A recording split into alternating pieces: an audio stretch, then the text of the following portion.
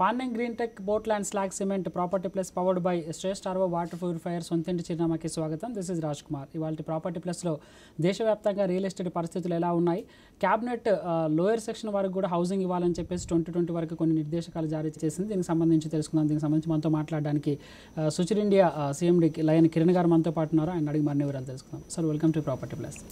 Sir, మనం మొదటగా చూసుకున్నట్లయితే ఈ క్యాబినెట్ అనేది 2020 కల్లా కొన్ని నిర్దేశకాలు పెట్టుకుంది. అంటే లోయర్ ఇన్కమ్ ఉన్న వాళ్ళకి, తర్వాత పూర్తిగా అట్టడుగు వర్గాలకు సంబంధించి ఇళ్లను నిర్మించాలని చెప్పేసి. సో ఎట్లా ఉండబోతోంది, సో ఎట్లా ఉంటుంది? ఆల్రెడీ ఇంతకుముందు కూడా ఉన్నటువంటి పరిస్థితి ఉంది, బట్ ఇప్పుడు కేంద్రమే ఇనిషియేటివ్ తీసుకున్నటువంటి పరిస్థితి.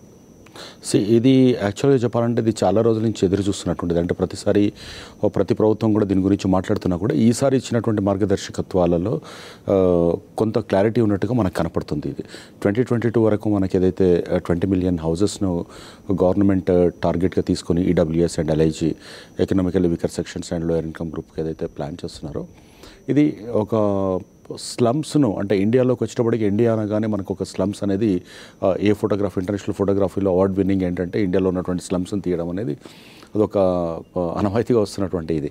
సో అలాంటి వాటిని తీసేసి ఒక better housing and better living అనేది పూరర్ సెక్షన్స్కు ఇవ్వాలన్న ఉద్దేశం చాలా బాగుంది. అది బట్ ఇంప్లిమెంటేషన్ ఎంత స్ట్రాంగ్గా ఉంటుందనేది ఒక విషయం. అయితే ఇక్కడ వీటికి సబ్సిడైజ్డ్ అంటే 6.5% దీంతో 15 years గ్యాప్ తోటి, అంటే subsidy linked and grant linked ఈ స్కీమ్స్ ఏదైతే అనౌన్స్ చేస్తారో ఇట్స్ అన్ ఎక్సలెంట్ సిస్టమ్ అనమాట.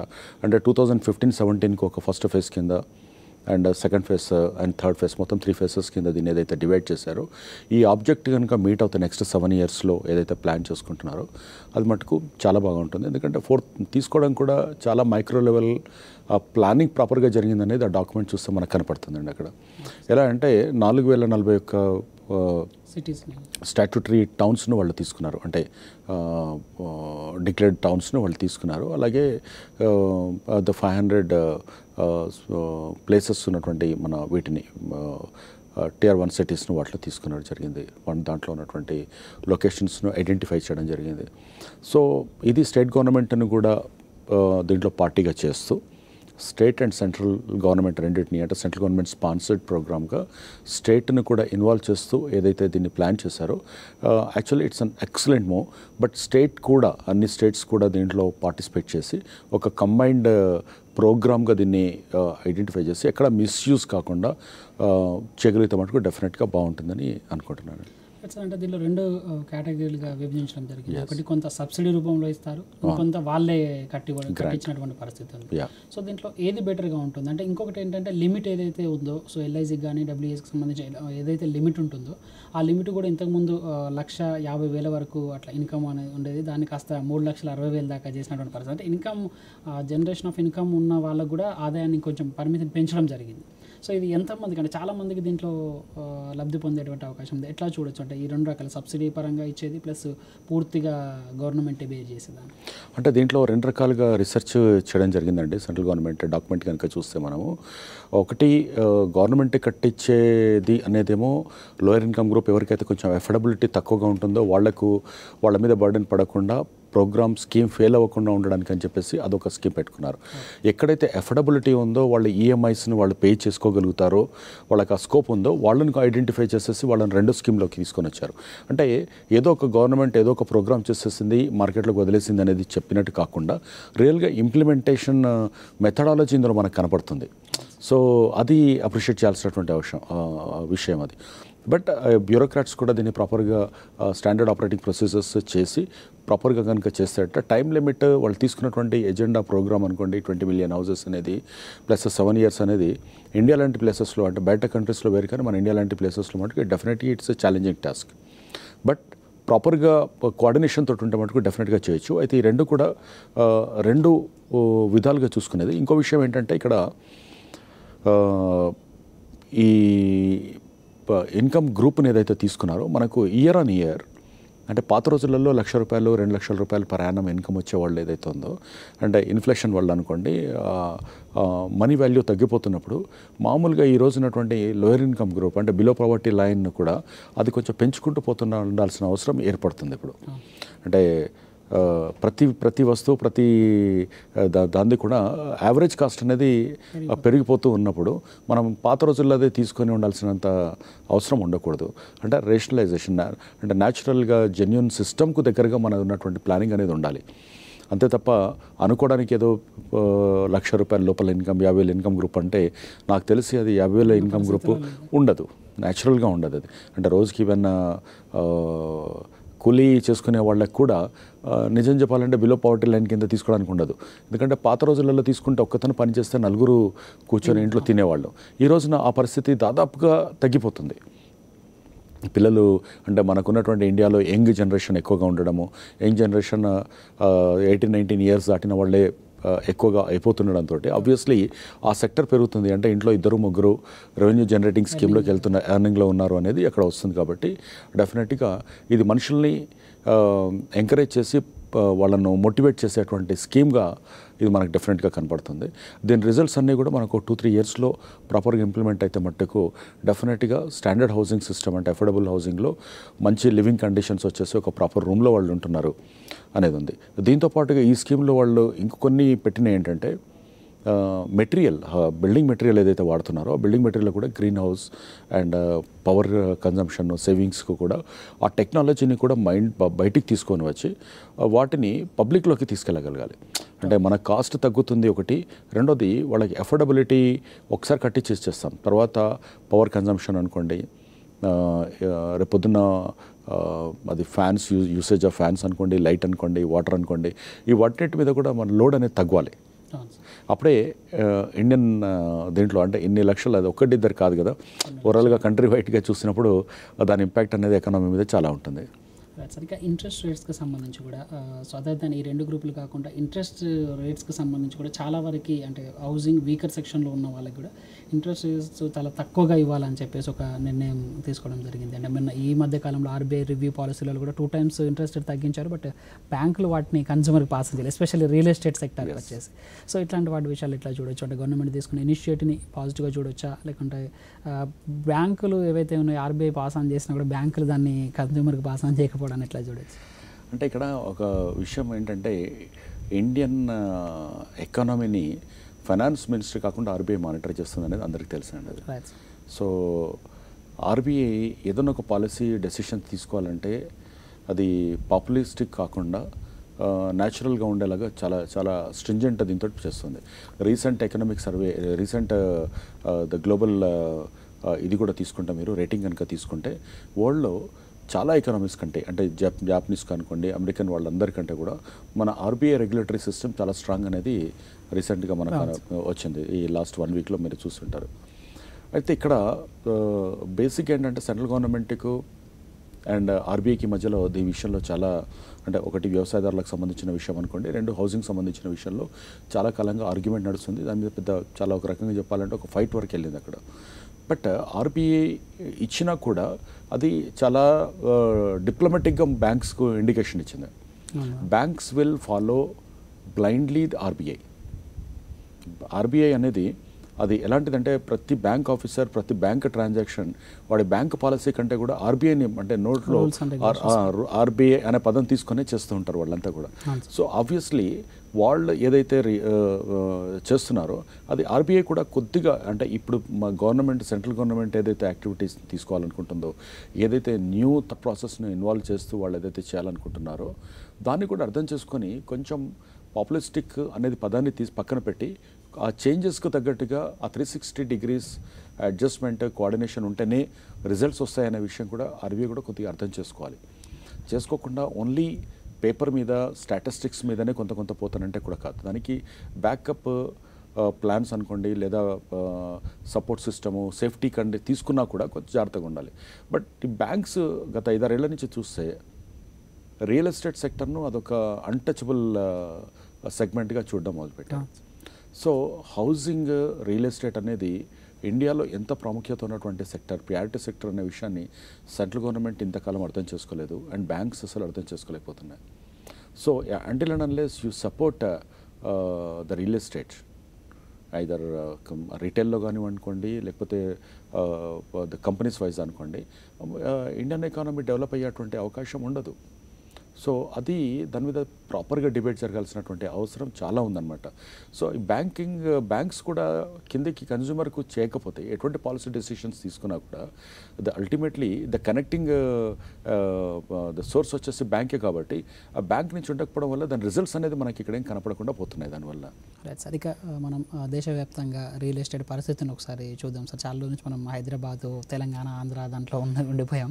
సో ఇప్పుడు దేశవ్యాప్తంగా ఎట్లా ఉందంటే మనం రియల్ ఎస్టేట్ అనగానే బెంగళూరు, పూణే, ఢిల్లీ, ముంబై, సో ఇవి ప్రధానంగా చెప్పుకుంటాం. సో ఆ ఏరియాలలో మీరు యాక్టివిటీ కూడా చేస్తున్నారు కాబట్టి ఎట్లా ఉంది సార్ అక్కడ కన్స్ట్రక్షన్ యాక్టివిటీ? అంటే ఓవరాల్గా ఒక్కొక్క ప్రాంతంలో ఒక్కొక్క రకమైనటువంటి వింత పరిస్థితులు ఎదురై ఉన్నాయి మనకు. ఢిల్లీలో ఏమైందంటే ఓవర్ హైప్ అయిపోయింది అనమాట. 2010, 11, 12, 13, 14 చాలా హైప్ అయింది. ఇది ఎనీ మూమెంట్ బర్స్ట్కి దగ్గరగా ఉన్నటువంటి పరిస్థితి మనకు ఢిల్లీలో కనపడుతుంది. అంటే ఓవర్ సప్లై, ఇది కాస్ట్ ఓవర్ రన్ అయిపోవడము, ఇవన్నీ కూడా మనకు నోయిడా ఏరియాస్ కానివ్వండి, గుర్గావ్ ఏరియా కానీ ఢిల్లీలో కనపడుతుంది. అంటే ఢిల్లీ మీద ఇంపాక్ట్ ఎక్కువగా ఉండొద్దు అని చెప్పేసి ద న్యూ క్యాపిటల్ రీజియన్ ఏదైతే డెవలప్ చేశారో అక్కడ వాటర్ ప్రాబ్లం ఉంది, భయంకరమైనటువంటి వాటర్ ద ఇష్యూ ఉంది అక్కడ. బట్ దాన్ని గుర్తుపెట్టుకోకుండా government left and right center అక్కడ ప్రమోట్ చేయడం జరిగింది అక్కడంతా కూడా. సో దాన్ని చాలా జాగ్రత్తగా దాన్ని కరెక్ట్ చేయాల్సినటువంటి అవసరం ఈ రోజున ఉంది. అలాగే మీరు బాంబే తీసుకుంటే, బాంబేలో గవర్నమెంట్ ద పాలసీస్ వల్ల ఆల్మోస్ట్ 5 years ఒక్క పర్మిషన్ ఇవ్వలేదు. 5 years బ్యాక్ ఏదైతే బిల్డర్స్ అమ్మేసుకొని ఉన్నారో ఆ రోజున వాళ్ళు 3,000 4,000 అని పెట్టారు. ఈ రోజున అది వాళ్ళకి ఆల్మోస్ట్ వాళ్ళకి ఈక్వల్ అమౌంట్ ఆఫ్ ఇది పడిపోయింది అది. అండ్ లాట్ ఆఫ్ డిస్ప్యూట్స్ కూడా రేజ్ అయి ఉన్నాయి క్లయింట్ అండ్ ఇది. అండ్ స్లమ్ రిహాబిలిటేషన్ సెంటర్స్ అది అని పెట్టేసి అదొక పెద్ద స్కామ్ లాగా అయిపోయింది అక్కడంతా కూడా, స్లమ్స్ తోటి వచ్చేసి. అది ఒక ఫైట్ నడుస్తుంది. ఈ 5 years బ్యాక్లాగ్ పీరియడ్ అనేది అది బాంబేని ఎప్పుడు బయటికి తీస్తుందో తెలియదు. బాంబేలో న్యాచురల్గా ఏంటంటే 5 years బాగుంటుంది, 3 years మళ్ళీ బాగుంటుంది, మళ్ళీ 5 years పెరుగుతుంది. So because it's an financial capital of India కాబట్టి ఇంపాక్ట్ అనేది కనపడుతుంది. బట్ అది బాంబే చాలా గమ్మత్తైన పొజిషన్. అలా కాకుండా బాంబేలో ఉన్న ఇంకొక ప్రాబ్లం ఏంటంటే మోర్ దెన్ అంటే మీరు 300-400 feet స్క్వేర్ ఫీట్ ఉన్నటువంటి స్మాల్ ఫ్లాట్ అమ్మేస్తే ఇంకో 400 feet వాళ్ళు లోడ్ చేసేసి అమ్మేస్తుంటారు. సో ఇప్పుడు కొత్తగా వస్తున్న యాక్ట్స్ వల్ల అనుకోండి, లేదా కొన్ని కరెక్షన్స్ వల్ల అది కొంతవరకు కంట్రోల్ అయ్యే ఛాన్సెస్ ఉంది, అదొకటి. సో పూనా కూడా ఏమైందంటే బాంబే ఎప్పుడైతే ఓవర్ లోడ్ అయిందో దెన్ పూనా డెవలప్మెంట్ అనేది చాలా వచ్చింది. ప్లస్ అక్కడ ఐటీ డెవలప్మెంట్ కూడా చాలా ఎక్కువగా ఉండడంతో అక్కడ బాగానే ఉంది. బట్ అది కొంచెం బెటర్గా ఉంది, స్టేబుల్గా ఉంది, not like Bombay and all. But బెంగళూరులో ఒక వింతైన పరిస్థితి వచ్చిందండి. ఎప్పుడైతే తెలంగాణ, ఆంధ్ర ఎఫెక్ట్ అయ్యాయో అక్కడ 90% ఆఫ్ ద బిల్డర్స్ కానివ్వండి, ఇన్వెస్టర్స్ కానివ్వండి, అంతా కూడా మన ఇక్కడి నుంచి వచ్చిన వాళ్ళే, తెలంగాణ, ఆంధ్ర నుంచి పోయినటువంటి వాళ్ళే ఎక్కువగా ఉన్నారు అక్కడ. సో అక్కడ కన్నడ కంటే తెలుగులో మాట్లాడడం, ఎక్కడ చూసినా తెలుగు బిల్డర్స్ వాళ్ళే ఉండడం అనేది మనకు కామన్గా కనపడే విషయం అక్కడ. సో బట్ అక్కడ రీసెంట్గా అక్కడ కాంగ్రెస్ గవర్నమెంట్ తీసుకున్నటువంటి ఒక మేజర్ ఇది సుప్రీంకోర్టు జడ్జిమెంట్ బేస్గా తీసుకొని ఔల్సూర్ లేక్ ప్రాంతంలో ఉన్నటువంటి కొన్ని వందల అపార్ట్మెంట్స్, అంటే అప్పటికి 20 years 10 years నుంచి ఉండి ఈఎంఐలు కట్టేసి తీర్చిన వాళ్ళని కూడా ఆ బిల్డింగ్స్ అన్నిటిని కొట్టేశారు. సో దాంతో ఏమైపోయిందంటే ఒక రకమైన ఇన్సెక్యూరిటీ ఫీలింగ్ పెరిగిపోయింది అక్కడ. సో అందరూ కూడా ఆల్మోస్ట్ లిటరల్గా రోడ్ మీదకి వచ్చారు. అంటే ఎన్నేళ్ళ నుంచి ఉంటున్నప్పుడు దానికి ఏదో ఒక పెనాల్టీ కట్టించుకోవడమో ఇంకేదో జరుగుంటుంటే బాగుండు. అంటే ఆమ్ ఆద్మీకి, ఒక మిడిల్ క్లాస్ ఎంప్లాయీకి వాటితో సంబంధం లేదు. And that is a great asset for them. ఎప్పుడో కొనుక్కున్నారు, ఈమెయిల్ కట్టారు, నాకు ఆస్తి ఉందనుకున్నప్పుడు ఈరోజు లిటరల్గా రోడ్ మీదకి వచ్చేసారు. ఇది ఒక విషయం. అయితే న్యూ బెంగళూరు రీజియన్ ఏదైతే ఉందో అక్కడ more than almost 1 lakh flats are for sale now, అంటే కంప్లీట్ అయిపోయి ఉన్నాయి. సో వాటి మెయింటెనెన్స్ ఎంత వస్తుంది, తర్వాత సర్వీస్ ట్యాక్స్, సేల్స్ ట్యాక్స్ అన్నీ ఒక్కసారి ముక్కుమటి దాడి అక్కడ జరిగింది. ట్యాక్సెస్ ఇష్యూస్ కూడా ఒక పెద్ద కంపెనీలందరికీ 100, 200, 300 crores ట్యాక్సెస్ నోటీసెస్ అన్నీ సర్వ్ అయినాయి ఒకటేసారి. సో ఈ ఒక విచిత్రమైనటువంటి ఒక దీంట్లో అక్కడ రియల్ ఎస్టేట్ ఉంది. బట్ అక్కడ ల్యాండ్ డెవలప్మెంట్ లేఅవుట్స్ విషయానికి వస్తే వీటన్నిటికీ అతీతంగా ఉంటాయి కాబట్టి people are more interested to buy plots over there in the Bengaluru. Chennai market is stable. అసలు రెసెషన్లో చాలా గమ్మత్తైన విషయం ఏంటంటే రెసెషన్ ప్రపంచం అంతా హిట్ అయినప్పుడు చెన్నై మార్కెట్ చాలా స్టాండర్డ్గా ఉంది, అసలు పెరిగింది కూడా ఒక రకంగా చెప్పాలంటే. ఆ టైంలో చెన్నై మార్కెట్ స్టాండర్డ్ ఉంది. ఇప్పుడు కొంచెం మళ్ళీ నార్మల్గా ఉంది. అంటే ఇట్స్ బూమ్ కాదు, ఇది కాదు, ఇట్స్ న్యాచురల్ గ్రోత్ ఫ్యాక్టర్ల ఫెనామినాల్లో ఉందన్నమాట అది. Thank you sir. మా ప్రాపర్టీ ప్లస్లోకి వచ్చి మా దేశవ్యాప్తంగా రియల్ ఎస్టేట్ పరిస్థితులు ఎట్లా ఉన్నాయో తెలియజేసినందుకు. ప్రాపర్టీ ప్లస్లో షార్ట్ బ్రేక్ తీసుకుందాం. బ్రేక్ తర్వాత వాస్తు సెగ్మెంట్ చూద్దాం. Welcome to property plus vastu segment. ఏ పని చేసినా కలిసి రావట్లేదా?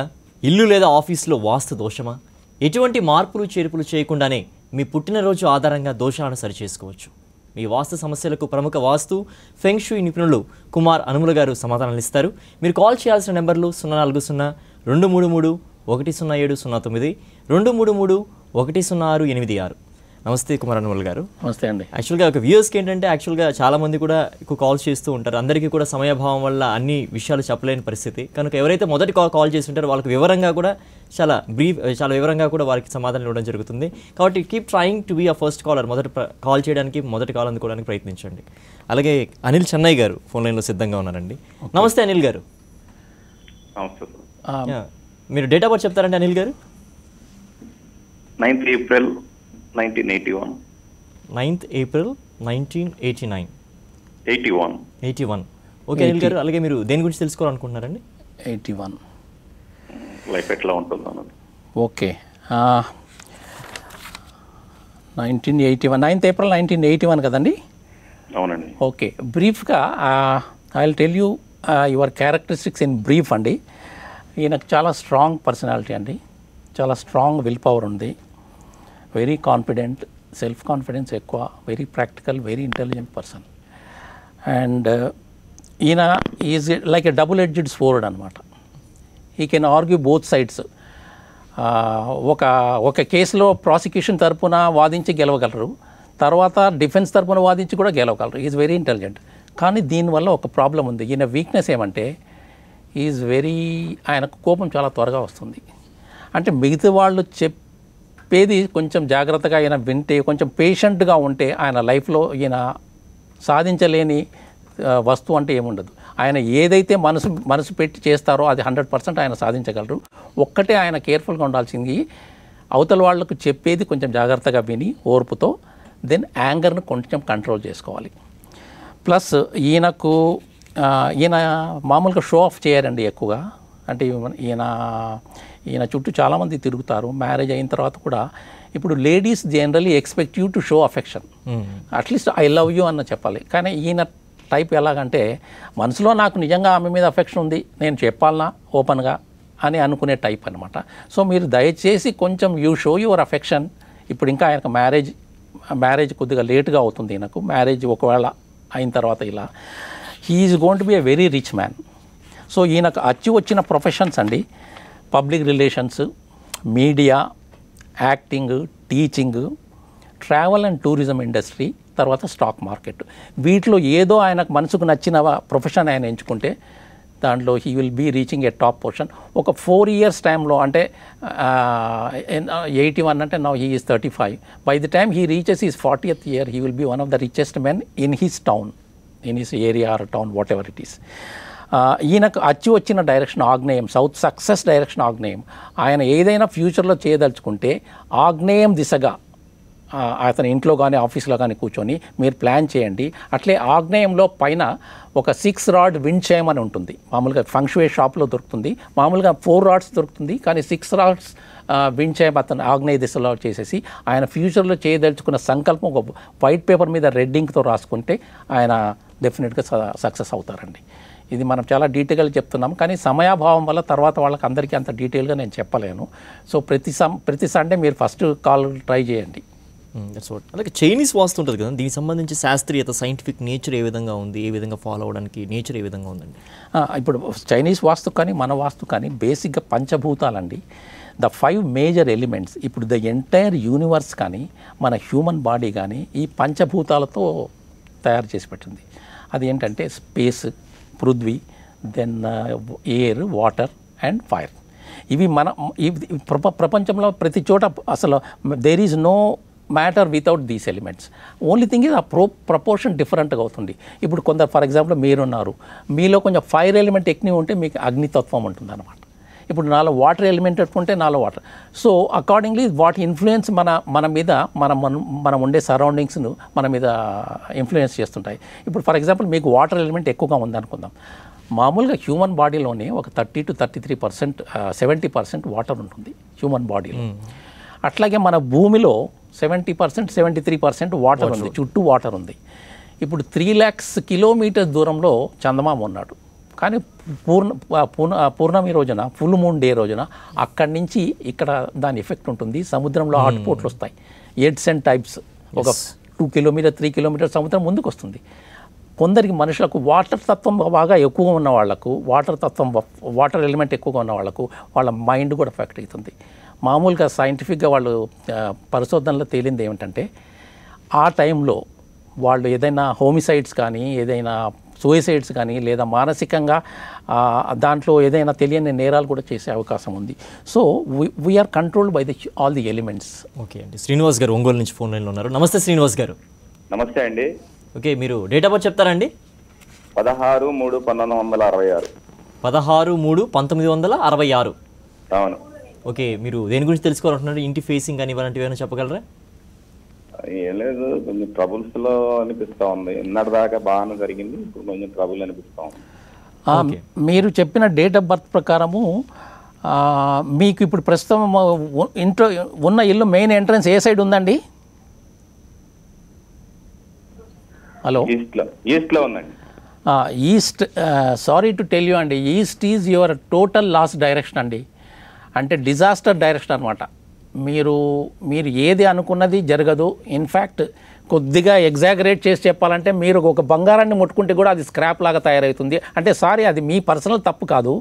మీ ఇల్లు ఉండే మెయిన్ డోర్ ఏదైతే దిశను డైరెక్ట్ ఫేస్ చేస్తుందో అది మీకు వచ్చిన డైరెక్షన్ కాదు. It's a very bad direction అండి. మీరు దయచేసి వెస్ట్ ఫేసింగ్ మీరు అనుకున్నవన్నీ నెరవేరుతాయి. ఈస్ట్ ఫేసింగ్ అది ఒకవేళ అద్దె ఇంట్లో ఉంటే మీరు దయచేసి వెస్ట్ ఫేసింగ్ హౌస్కు మారండి. యాక్చువల్గా చూసినట్లయితే ఇక వాస్తు మామూలుగా కాంటెంపరీ ఇక్కడ జరిగేటువంటి వాస్తు ఎలా ఉంటుందంటే, చాలామంది భయపడుతుంటారు, డెమాలిషన్స్ చేస్తూ ఉండాల్సిన అవసరం ఉంటుంది ఈ విధంగా అనేసి. మరి చైనీస్ వాస్తు దానికి సంబంధించి ఎగ్జంప్షన్స్ ఏమైనా ఉన్నాయా? చైనీస్ వాస్తులు డెమాలిషన్ అంటూ ఉండదండి. ఎందుకంటే వాళ్ళు ఏం చెప్తారంటే, అందుకే ఇప్పుడు చైనీస్ వాళ్ళు కానీ, చైనీస్ మల్టీనేషనల్ కంపెనీస్ హాంకాంగ్లో, సింగపూర్లో చాలా ఉన్నాయి. అక్కడ పనిచేసే వెస్ట్రన్ కంపెనీస్, ఎంఎన్సీస్ కూడా వాళ్ళ ఆఫీస్లో చేరే ముందు ఇది నాకు కరెక్ట్ డైరెక్షనా కాదా, నా సీటు నా టేబుల్ కరెక్ట్ ఉందా లేదా, వాళ్ళు ఫంక్షన్వే కన్సల్టెంట్ పిలిచి కన్సల్ట్ చేసి తర్వాత డిసైడ్ చేస్తారు. వాళ్ళు ఏం చేస్తారంటే, అక్కడి నుంచి నెగిటివ్ ఎనర్జీ వస్తుంది. ఆ నెగిటివ్ ఎనర్జీని న్యూట్రలైజ్ చేసేందుకు రకరకాల ప్రోటోకాల్స్ అని ఉంటాయండి, అవి యూస్ చేస్తారు. కానీ డెమాలిషన్ అనేది ప్రాక్టికల్గా 99% ఉండదు. ఏ ఫ్యాక్టర్స్ ప్లే చేస్తాయండి ఎక్కువగా ఒక మార్చాలి అంటే? డేట్ ఆఫ్ బర్త్ అయినా, లేకపోతే దానికి అనుబంధంగా కూడా కొన్ని ఇంకేమైనా పరిస్థితులు తీసుకుంటారు? ఇప్పుడు ఫర్ ఎగ్జాంపుల్ మీకు ఒక వెస్ట్ ఫేసింగ్ మంచిది కాదు అని అనుకుందాము, కానీ మీ మెయిన్ డోర్ తెలుసో తెలియకో మీ ఫాదర్స్ నుంచి సంక్రమించిన హౌస్ వెస్ట్ ఫేసింగ్గా ఉంది. సో దట్ మీన్స్ మీకు అక్కడి నుంచి నెగిటివ్ ఎనర్జీ వస్తుంది. దాన్ని న్యూట్రలైజ్ చేయాలంటే ఆ డోర్ ఫ్రంట్ భాగంలో కొన్ని డిఫరెంట్ ఫంక్షన్వే సింబల్స్ ఉన్నాయండి, అది మనం పెడతాము. తర్వాత మీరు బెడ్రూమ్లో మీకు వచ్చిన డైరెక్షన్లో తలపెట్టి పడుకుంటారు. మామూలుగా 6 to 8 hours మన బెడ్రూమ్లో వీ విల్ బీ స్లీపింగ్.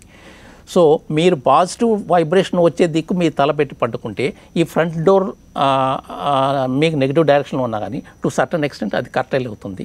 దాని తర్వాత కొన్ని యాక్టివేషన్స్ అని ఉంటాయండి. ఒక water fountain, laughing Buddha, wind chimes, అట్లా రకరకాల ఫార్చ్యూన్ షిప్ ఇవన్నీ ఉంటాయి. అవి పెట్టి కొన్ని యాక్టివేషన్ సెరమనీస్ చేయాలి.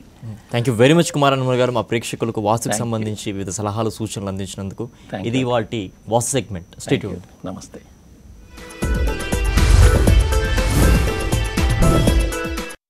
ఇది వాళ్ళ property plus. Stay tuned to Sakshi.